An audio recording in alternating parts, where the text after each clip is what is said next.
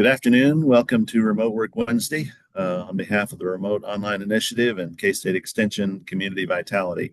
I'm Ron Wilson, Director of the Huck Boyd Institute for Rural Development at K-State and part of the Community Vitality team. Huge thanks to Deborah Cole, State Specialist and Program Leader Coordinator for the K-State Extension Community Vitality team. This is a project of the Remote Online Initiative, and you see the website. It's kansasremotework.com. Through which we're offering monthly online classes that enable participants to become trained and certified as a remote worker or as a remote work team leader. And then an outgrowth of that has become this Remote Work Wednesday call, free Zoom call on the second Wednesday of each month for anyone interested in remote work. And so we're looking ahead to January. Glad that Chris Petty is on with us. Dr. Christopher Petty will be speaking in January about his experience from working inside an agency, working in office and remotely. Great to see you, Chris.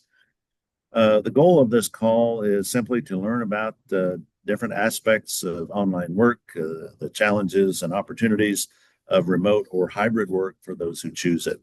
And our speakers today are Dr. Karen Eppley and Dr. Nathan Bean. Dr. Eppley is the director, newly installed director, relatively speaking, of the Rural Education Center at Kansas State. We've asked her to speak about the Rural Education Center, rural school and community connections, computer science education, and the implications for remote work and for communities.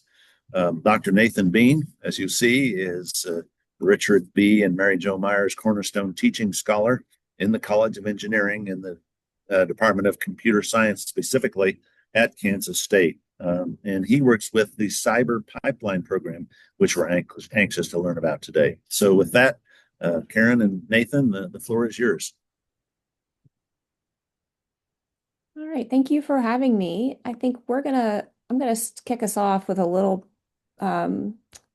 quick overview of the Rural Education Center here at K-State and what some of our priorities are. Can you see my slide? Yes? Okay, perfect. I direct the Rural Education Center here at K-State. As Ron said, I'm brand new to this position. I started in August, and honestly, it's been a dream to be able to really spend most of my days thinking about how to connect research and maybe most importantly, dollars to rural schools of Kansas. What we're really trying to do here at the center is lift up our rural schools and communities via connections to professional development and dollars. The center has been around since 1978. It is a KBOR affiliated center, and our current grant portfolio is around $19 million. And most of those funds have been around STEM, right? And I think there's a couple of reasons for that. At least because if you know anything about the grant world, really the STEM is where the money is, right? And but I think that maps on really to our goals here at the center about thinking about rural school community vitality. That yes, we want to think about excellent instruction in the K-12 space, but on the other hand, we want vibrant communities for our students to be able to stay in, to contribute, to grow when they graduate. So I see those goals really as inseparable, right? That we work on K-12 education, yes, but we also have to work on community vitality. So that's kind of the overview of where our thinking has been here at the rec. So what I'd like to do is, if I could advance there. I'm just going to kind of run through these briefly because I realize, we don't want to get too in the weeds about any of these particular partnerships, but just to give you a little bit of a sense of what kind of partnerships we've been pursuing with rural schools. And I think that you'll see that all of these are really very supportive of remote work because we're highly cognizant of the fact, like the post-manufacturing reality of rural places, not only Kansas, but across the United States. This is a really exciting opportunity. This is our partnership with Train, and this is about data analytics certification, and it's for workforce development. So our work here at the center is not only about, the K-12 to college pipeline, we also care about how we can support kids who might not want to go to college, how they can contribute to their local communities in that way. And this is about supporting industry recognized credentials. The teachers get certification through, I think it's data analytics, right? I'm looking at my own slide here for my content. They get their certification through a K-State course, and they come back in the classroom and mentor their students in their own certifications. And that data analytics has been a really generative piece for Train, and those jobs honestly tend to be remote. So I think it's a really good connection to the goals of what you're all working on as well. The next is a past program. This is Arise, and this is again about fostering rural students' awareness of STEM jobs in their future. And what we're really trying to do again is just create that pipeline for careers in aerospace engineering, AI, and cybersecurity. This was a partnership with Kansas University, and they ran camps, and we, because of our networks, which I'm going to talk about a little bit in a minute, we ran the recruitment. So we partnered together through our Rural Professional Development Network to first of all, get kids to KU for this programming, but then also to give scholarships to students to come to KU to learn aerospace, AI, and cybersecurity. The next is LEAPS. This is something that you'll hear probably Nathan talk a little bit about as well. This is a grant that has come to an end, but we are actively seeking financing to continue this. It is a 3-week virtual camp, and we had 40 schools participating, so it's very broad reach. And the weeks are computer science, robotics, and aerospace engineering. We start with teacher learning, and then the teachers come and run camps, but they have virtual support from K-State professors via their remote coaching. And we've reached 120 teachers and 1,300 students over 3 years. And like I said, we are trying very diligently to extend this program. We've gotten really, really great feedback about it. And we want to keep going with this because we understand this kind of as, a STEM pipeline. Nathan's going to talk about the cyber pipeline, but we really see the interest in STEM learning as starting at middle school, kind of at a minimum at middle school. Really, we like to push down all the way to elementary, but certainly by middle school, we're trying to really think through I don't know, the wisdom of like saying to a high schooler, now's the time, right? We want to be saying that to a sixth grader, right? Now's the time to be thinking about STEM. Here's how we can position you as effective and as basically as a STEM doer. We're really working on that identity with kids early about their capacity and how they can see themselves as STEM learners. And this piece was a COVID story that I won't get into, but this was about drone building and programming.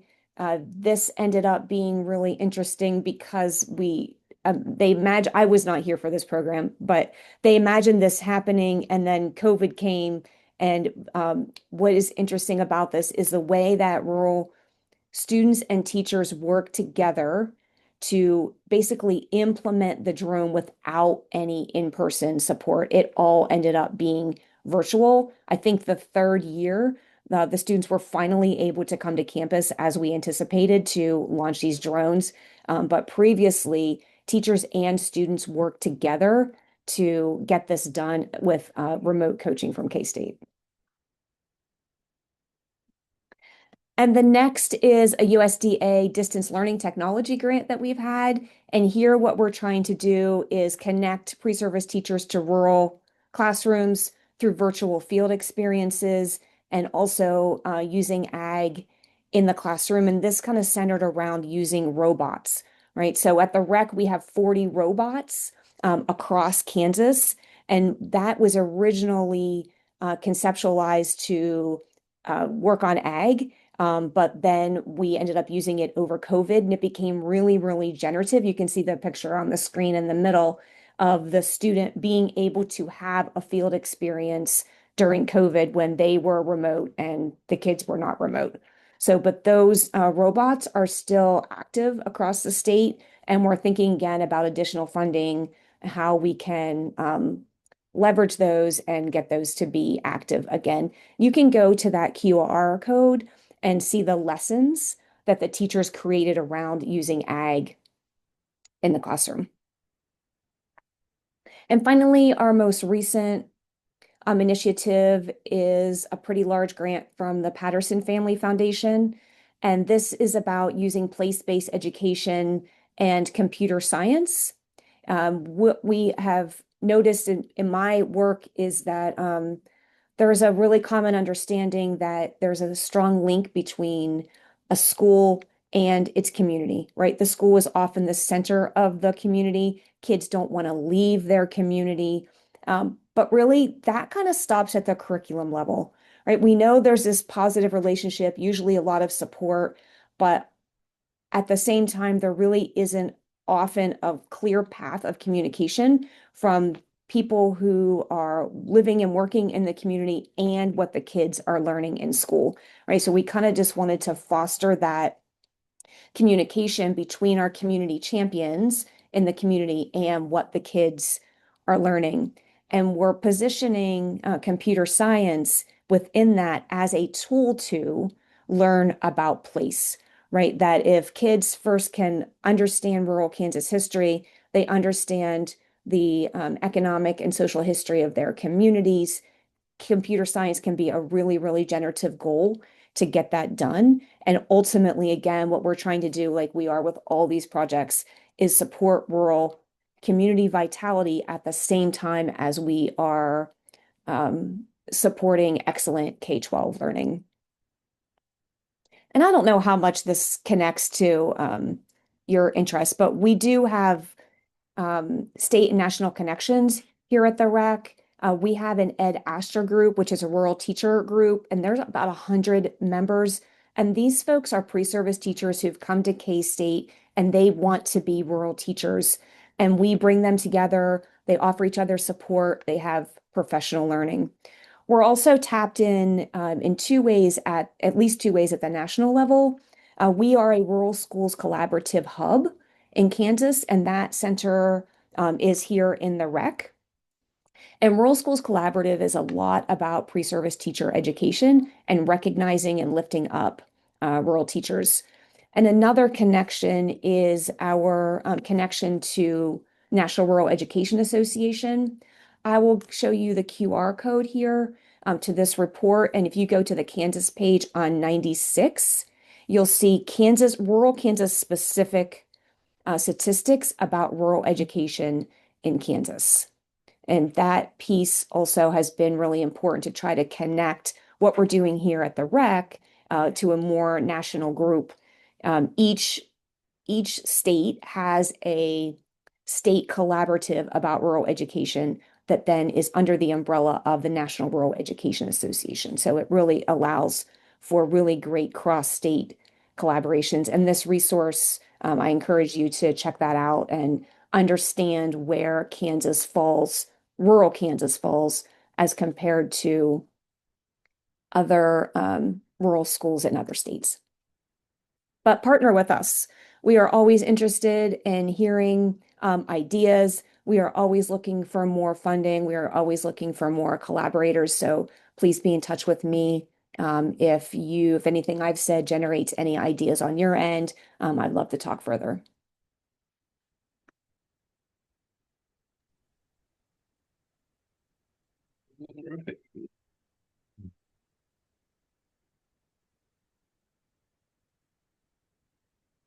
It's wonderful. We look forward to hearing from Nathan now. Mhm. So I'm Nathan Bean, and I'm here to really talk about one specific program, but I'm also going to touch on a few other things as we do that. The cyber pipeline. So, just quick outline. I'm going to talk about what our motivation was in putting this together, and then the two elements of that program, which are the curriculum and the professional development for teachers. And if time allows, I'll touch on some other things as well. So kind of what really drove this was there are three faculty members, including myself, also Russell Feldhausen, Josh Wees, and we were looking at and thinking about how can we better engage students coming into computer science. We know that one of the greatest predictors of success is prior experience with programming before students come to a university computer science program. And the three of us are actually all from rural schools around Kansas, graduated from very small high schools. So we really did understand the challenges there. And this was also right about the time that K-State really started its next gen land grant mission. And our department head went out and talked to a lot of schools about what are your challenges as a rural school of bringing this in. And the answers were pretty common, pretty straightforward. We see a lot of value in it, but we cannot find the people to teach this stuff, and we just don't know how to teach it. So he said, how can we solve this? And we really started digging into it. But kind of the deeper motivation for that really has several different layers to it. So first is the 20th century skills. Computing has really just become recognized as a very important piece of every industry, and it's transformed everything from how we govern ourselves to how we manufacture to how we even do ag these days. And there's kind of this growing recognition that everybody needs at least the basic CS skills. Um, and you see that also.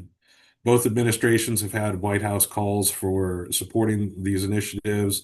There's a lot of funding support that's being pushed out by NSF, DoD, and the Department of Education as a priority. Um, for the state of Kansas, we also in 2019 passed the PAC Act. If you're not familiar with that, that is the Promoting Advancement of Computing in Kansas Act, and it requires every high school in Kansas to offer a high quality computer science course, which was actually something that most of our rural schools were totally unprepared for.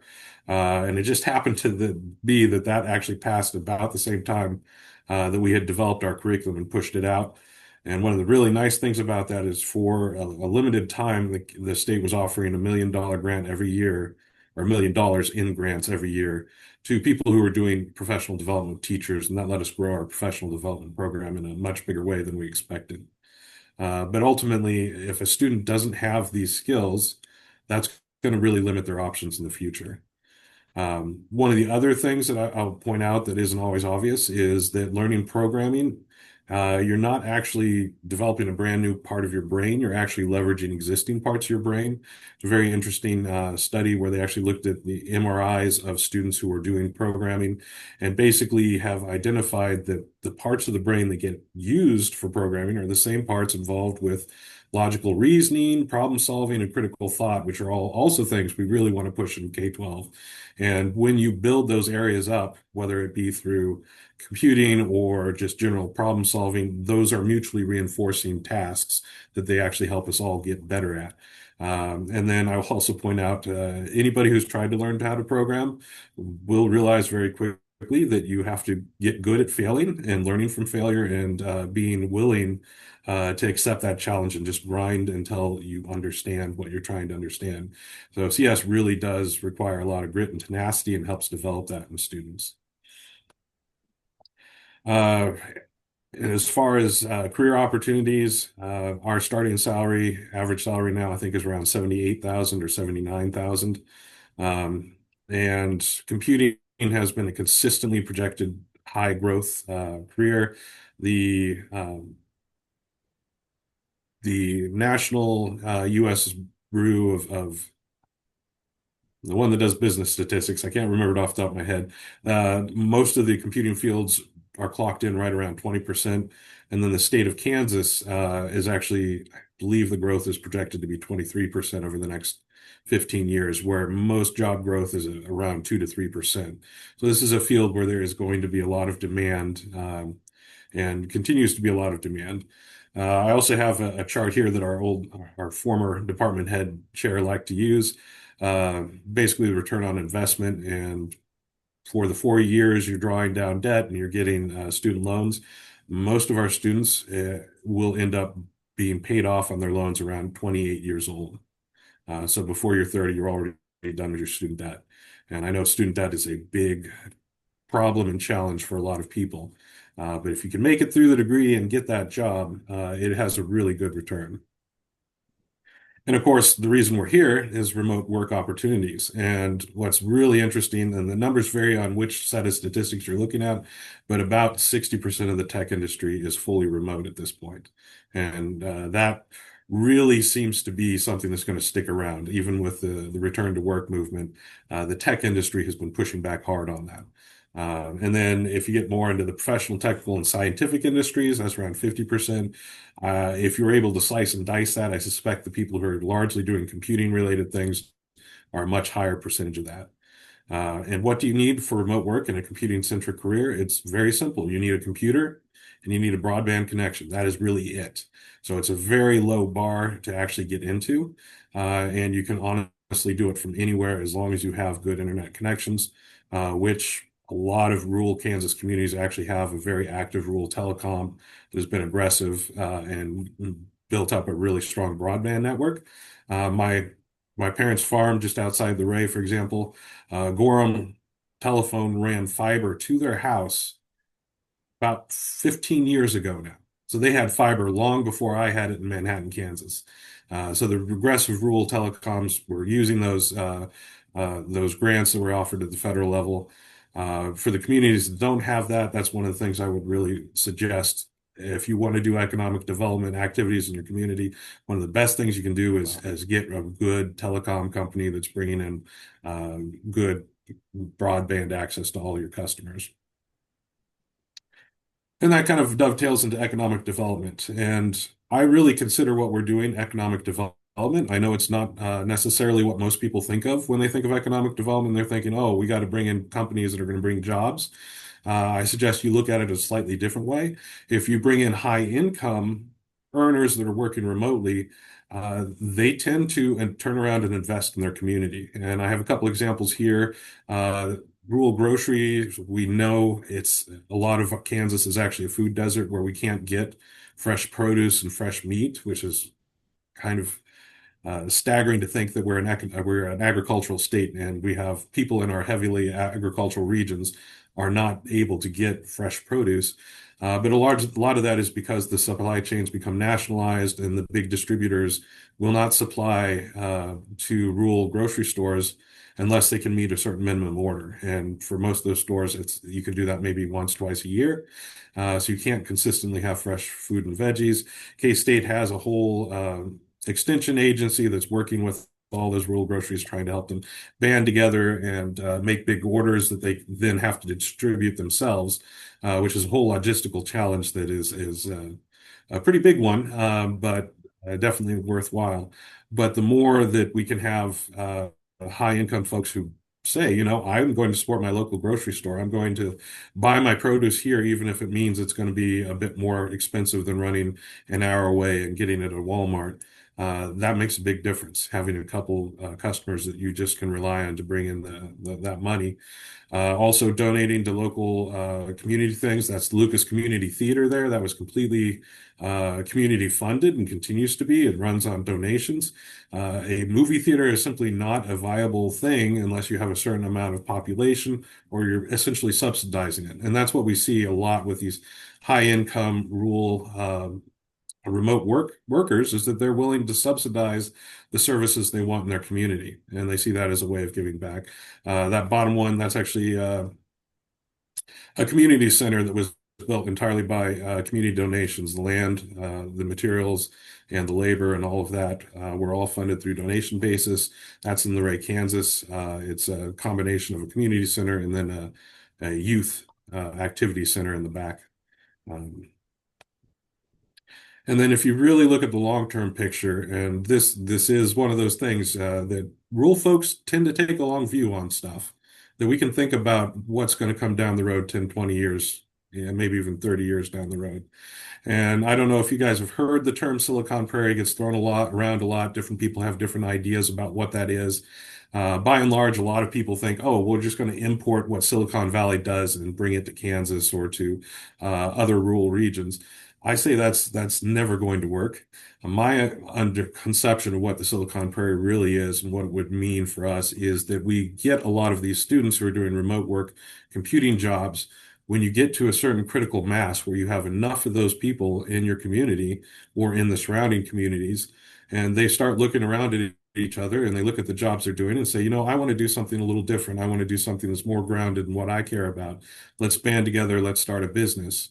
Now you're starting to see that grassroots effort of entrepreneurship that is really grounded in the values and the interests of the rural community. And that really is going to be a very different thing than the Silicon Valley technology companies. They're going to do different stuff. They're going to be focused on different things, and they're going to bring their rural values with them.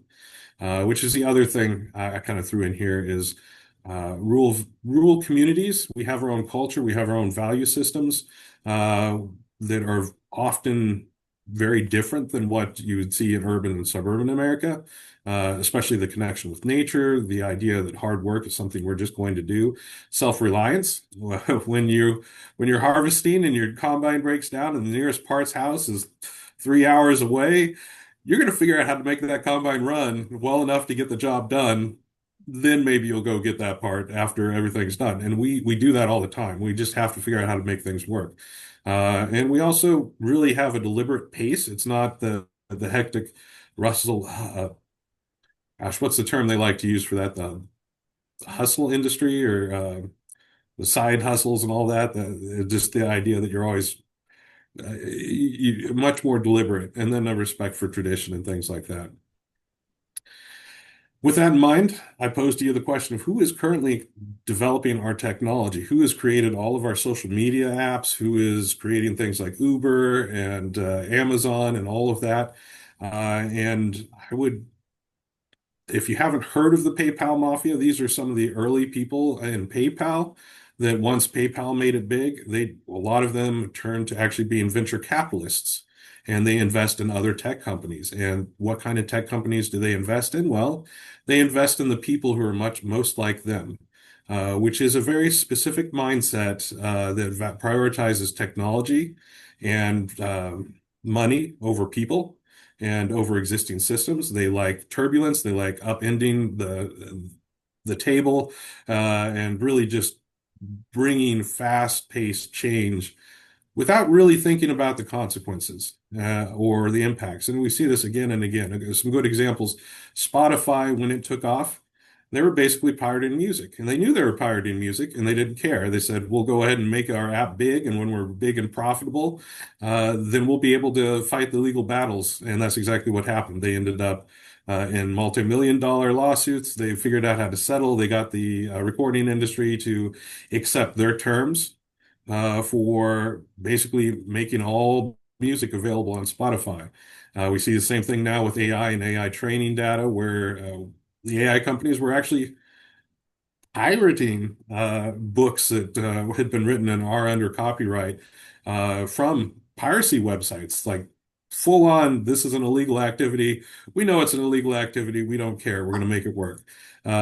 So those are really some of the things to think about. And of course, the classic Silicon Valley Silicon Valley slogan, move fast and break things.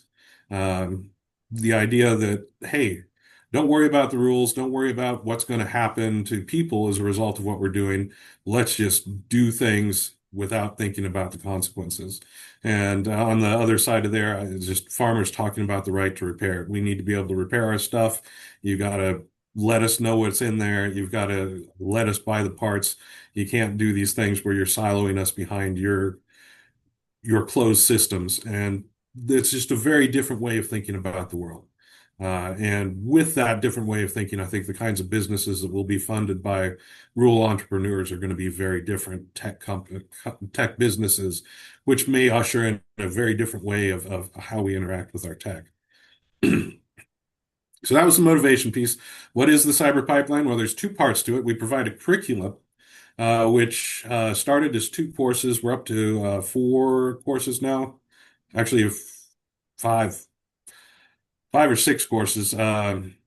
There's courses for teachers, and then there's courses for students. Two of those are aligned with the AP computer science courses. So a school that actually teaches these courses can go ahead and give an AP exam. It's aligned. They just have to contact the AP and say that they're going to do it. They're using our curriculum, and then there's a little bit of hoops to jump through, but not very, nowhere near what it would be if they're trying to do it whole cloth. We also offer those within the Manhattan region of influence as dual credit enrollment. And we're willing to work with any community college that wants to adopt these for their dual enrollment as well. So far, we haven't had any takers other than we've worked extensively with Johnson County Community College, which obviously is not a rural community college, but we would really love to build up those relationships with our rural community colleges as well. But basically, these are courses that are delivered online. They're more or less a curriculum in a box.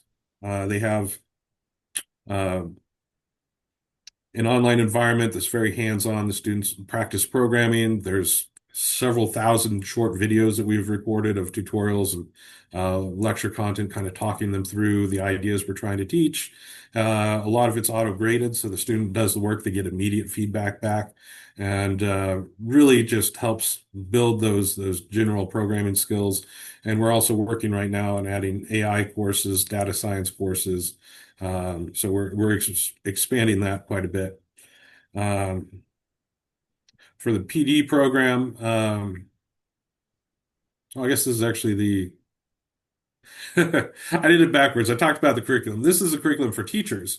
So one of the things we were able to do with that state grant is actually build up a full-blown graduate certificate in computer science education, which is a much better way of doing teacher training than the original 2-week workshop we had in mind. And the nice thing about that is they get full graduate K-State credit, and those are actually paid for. Those four core courses, they're just free to the teachers. They enroll, they get graduate credit from K-State, they complete the courses. We do those asynchronously. They go through the same content their students will, and then we layer in a bunch of pedagogical knowledge of how to teach this and how to think about that. And along with that, we do a lot of interactions with them. The courses they can actually work on as long as they need. One of the big realizations we had coming into this is that a rural teacher, in-service teacher, is simply not going to be able to get through a rigorous computer science course in a semester. It's just not going to happen. They have too many other demands on their time, and the learning takes time. It really does. There's no shortcut to it. So we said, as long as you're making progress, we will continue you in the course as long as it takes. And that has actually been extremely successful. We've had a very high completion rate for this kind of program, and we've had a number of teachers go through. Additionally, they can go on and take a master's degree in education or even a PhD. I think we've had 4 people complete a master's in education as a result of this program, and we have one working on a PhD right now. We also host an annual workshop and conference.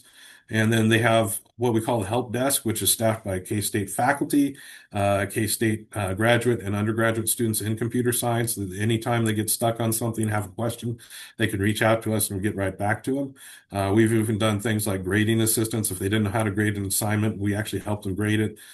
So that's just really strong ongoing support for teachers who are using this program.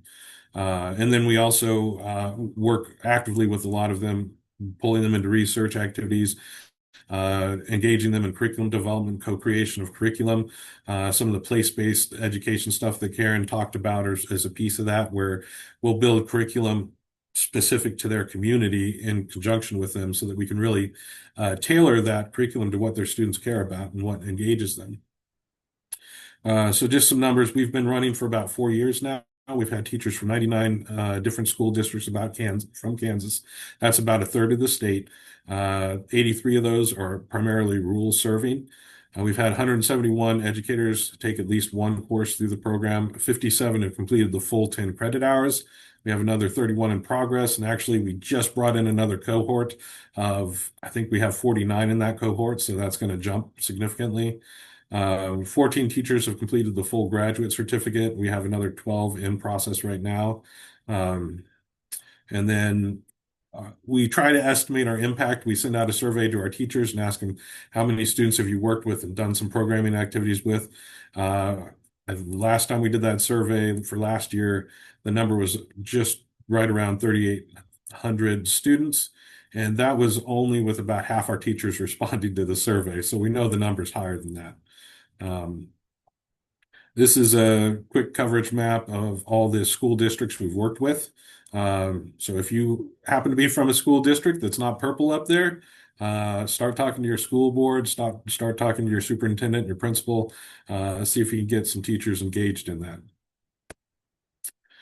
So the curriculum for the students, we have 5 complete CS courses that are available now. The content is provided free of charge to schools. It's licensed Creative Commons. Basically, if you want to use it, if you want to adapt it, you're more than welcome to. Just credit us and don't try to resell it. Those are our 2 big asks. But we know teachers constantly are adapting things to their needs, and we're happy with that. We want them to be able to do that. We use some really nice tools, Canvas and Codio. If your school doesn't use Canvas, there's a free Canvas that will actually set up for you. And Codio is that online delivery platform where the students can actually do programming. The nice thing about that is it doesn't matter what kind of computer your school has. It can be a Mac, it can be an iPad, it can, well, ideally with a keyboard. I would recommend a keyboard for most of those courses, but it can be a Mac, it can be a PC, it can be a Chromebook. So whatever technology you're running, as long as it's connected to the internet, it will work. Um, we've negotiated a group discount on the Codio licenses, but that really doesn't matter because we've also found funding to cover the Codio licenses for the every year that we've been running this program. So the schools have never had to pay for that, which is great, and we hope to continue that. That's one of the things. If you're interested in supporting us, you can donate money for those licenses to keep those schools running. We did know, and we actually encountered that there were several schools that said we just can't offer the course if you're going to charge $15 a student per year. We just can't, which is a very real constraint on some of our schools. So we're trying to remove as many of those constraints as we possibly can. We also, like I said, provide the syllabi for the AP courses, and then that course material we give you, you're welcome to use that however you want. We've had a number of teachers that have sliced and diced it. For example, pulling out the first 4 modules of our programming content and using that in the robotics course, just wherever it makes sense for you and however it makes sense for your school. That's really what we want. We want you to be able to use this, make it yours. So these are the 5 courses we currently have: the Intro to Computer Science and Elements of Computer Programming. Those together are aligned with the APCS Principles course. Fundamental Computing Programming Concepts, that aligns with the AP Computer Science A. Data Structures and Algorithms is the natural follow-on to that. And the KBOR just approved a Data Structures and Algorithms system-wide transfer course that actually aligns with that. So if we did have a partner that was offering it as a dual credit through one of the community colleges, if they were using our curriculum for that, that would then transfer to any 4-year or 2-year institution in Kansas that operates under the KBOR banner. So that's one of the other things is that we try to align our courses with that as well. So you can have as many options for bringing that into when you come to university as well. And then we have a web page design that we just released for one school. So it's officially out there, and we can spread that to anybody else who wants it. And we are working on developing AI, cybersecurity, and data science courses that will probably be coming online in the next couple of years.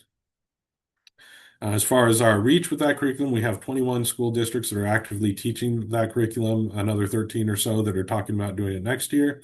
A lot of other schools are just kind of, like I said, tearing apart that curriculum, using the pieces they want.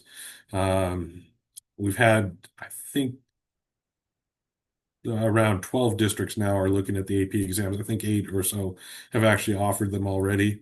We have about 400 students directly enrolled for this year.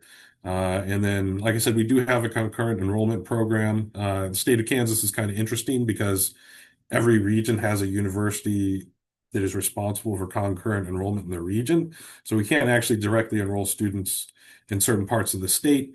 We'd be happy to work through the community colleges in those regions. In fact, I would love to build stronger connections with our community colleges to help uh, strengthen that pipeline through the two-year institutions. Uh, which actually this degree is one of the degrees that actually fits the Kansas Promise Scholarship program. And the way that program is structured, for those of you that don't know it, it basically pays for the 2 years at a community college to get that associate's degree. Moreover, if you go on to continue your degree at a four-year institution, they defer the requirements, the payback requirements. The idea is you then work 2 years in Kansas to kind of pay back that tuition dollars. They defer that while you get your four-year degree. So you could go ahead and finish up a four-year, then do your 2 years in Kansas. Ideally, that puts you back in a rural community, and you just decide to stay there. So that's a really good program for students that are interested, and especially building up that transfer pipeline between the 2 years and 4 years so that it's a more seamless transition is one of our priorities. So if you are interested in seeing more about the curriculum, we're happy to share it with anybody. Some other activities that I would just talk about quickly. We do host a high school programming contest every November. We have about 30 schools, around 200 participants. We provide lunch. There's a beginner section and an advanced section. So schools that have done very little programming or schools who've done a lot of programming can come and compete. We also do a hackathon every fall. That's a weekend long competition where teams compete to build some interesting piece of software or hardware. And there's big prizes, I mean, on the order of game consoles and TVs and stuff. It's hosted in K-State's College of Business. We have sleeping rooms, so if you're traveling from a distance, you can crash there. It is open to high school students, and actually, we usually have at least one high school team that wins places in the top three consistently. The high school kids just seem to be really good at that, sometimes more so than our college students. The one caveat is because it is an overnight activity, we do need a chaperone from the school or a parent with each one of the children who attend that are under 18. We also have a game jam, which is a very similar thing where you build a video game in a weekend, and kind of all the same criteria applies. If you're a high school student coming in, we need a chaperone. And Karen mentioned the LEAP summer camp. This is hands down one of the best ways of reaching rural students with STEM camps that I have ever seen. Traditionally, when a university hosts a STEM camp, they host it on campus, and by default, the people who attend are people in the immediate vicinity of that university, which kind of creates this tilted view of what a STEM camp is. If you get into the research, there's a lot of people who are researching it, and you have to point out to them, your research pool of students you're looking at is not a typical pool of students. There are people drawn from the university region. In fact, we looked at one of our programs, and 80 to 90% of the participants were actually children of faculty. That's not reaching a broad audience. What Leaps did, which was really brilliant, is they basically said, we're going to host this camp in everybody's local school. We'll get a teacher facilitator to be in charge of the room, and then we'll bring in our disciplinary experts over Zoom to share with them, to work with them. And we kind of came up with this asynchronous and synchronous balance where most of the activities we actually pre-record videos so the students can work at their own pace. They can pause, they can re-watch parts that they're stuck on so that it doesn't slow down the progression of other people who are working through the program at the same time. But throughout that process, we have our facilitators and our faculty on Zoom and ready to jump in and troubleshoot if a particular classroom has trouble. And we just jump into a breakout room and talk them through it and get them back on track. And then we have synchronous sessions, which are things like when we give a presentation, or we're doing questions and answers, or we're doing a panel discussion so that the students can kind of all see it at the same time and be engaged at the same time. And that balance has just worked extremely well, and it's a great way to get what is traditionally only held around a university out into the communities that just don't have access to a university. in the same way. Another thing we're doing through our Kansas Computer Science Teachers Association chapter and our partnerships with the STEM Education Center, we're going to be doing regional PD workshops.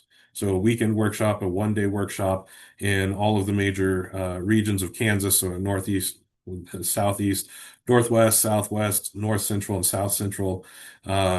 And it's just going to be a free event. Teachers come, they get PD hours.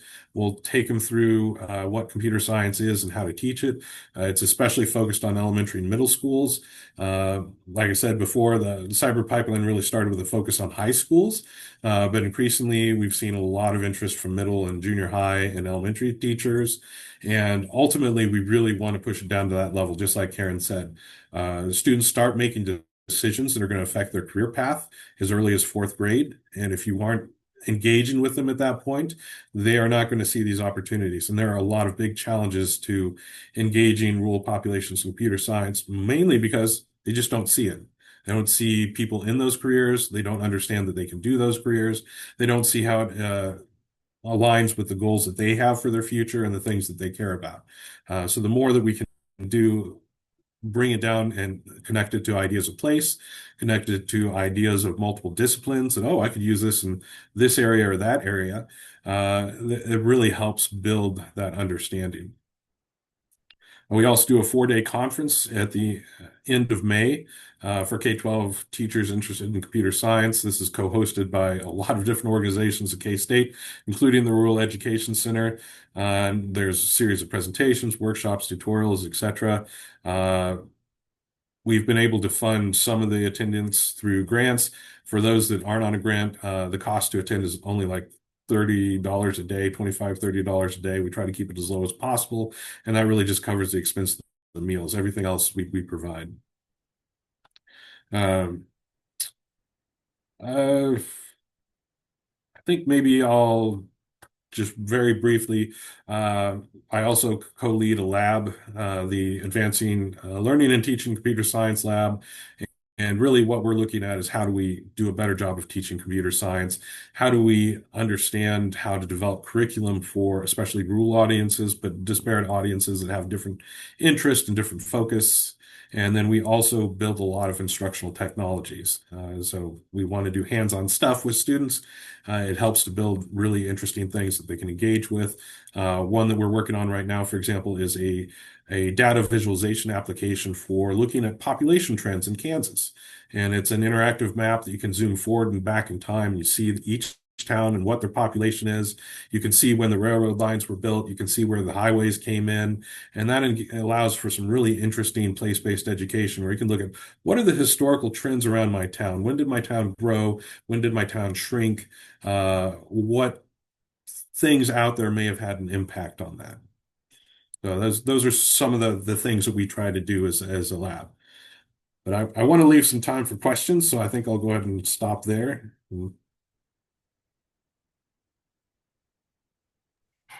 Thank you, Nathan. Wow, outstanding. There's a lot there. Nathan, I think I heard you say early on that one of the key criterion, a key criterion for success in this was being prepared to fail often and working in computer, which makes me a candidate for. Absolutely. And that's a very important piece of education. And I'm sure Karen would agree that students have to fail to learn. It's an important part of the learning process. And too often our world tries to teach students that if you fail, you're just no good at it and Yeah. you shouldn't continue. If And you we need to counter that. sometimes you win, sometimes you learn, as a colleague Mhm. of mine says. I do have a question for Karen. Some time ago, I heard a speaker say that uh, this was not an education audience necessarily he was speaking to. He said the best definition of community that he knew was a school district because it was different people, different walks of life, but a shared identity with that school. Because in rural Kansas, we identify with our school, we care about the school, and I thought that was intriguing. And I really appreciate the rural school community connections that you're working on. The Patterson project in particular, um, where is that in the process? Have you had an initial session with teachers, and what's that going to look like in the future? Those initial sessions are starting this week. So we are still accepting other school districts. If anyone on the call knows anyone who would like to participate, please reach out to me. But we are just the first ones tomorrow, so we're very excited. We had the kickoff event, we had the teachers come to campus, and we did just some, background knowledge about place-based education, and talked about what the grant's going to be and our expectations and what they're going to get out of it and that kind of thing. That was on November 13th, and we're starting this week. Outstanding. Let me see if there are other questions from any of our participants. I don't see anything in the chat. I was sure intrigued about the data analytics model and the train the trainer with students. Blanca, who's on with us, is a program manager for a Western Kansas extension unit that is doing digital literacy work, identifying volunteers, and essentially not in classroom setting, but in a informal setting, training the youth and adults, and then they're providing some essentially hands-on assistance to senior citizens, to people who can help use some assistance navigating the digital world. And so I'm intrigued. I think there are some opportunities that we could work together going forward, because it's exciting to learn about all this. Any other questions from anyone? Not seeing questions. Boy, there was a lot to digest in there, and I'm excited about the notion of a Silicon Prairie that could be homegrown, essentially, from Kansas students. So thank you very much. Really appreciate the presentation from Karen and from Nathan. A virtual round of applause here. Thanks for having us. Yeah. And if anybody does have questions, or people watching this webinar later and want to reach out, feel free to reach out and contact us. My email is nhbean, Nathan, nhbean at ksu.edu. I'm Kay Eppley, Eppley at ksu.edu, and we are both very Googleable. Well, thank you so much. Really appreciate y'all. Excellent presentation.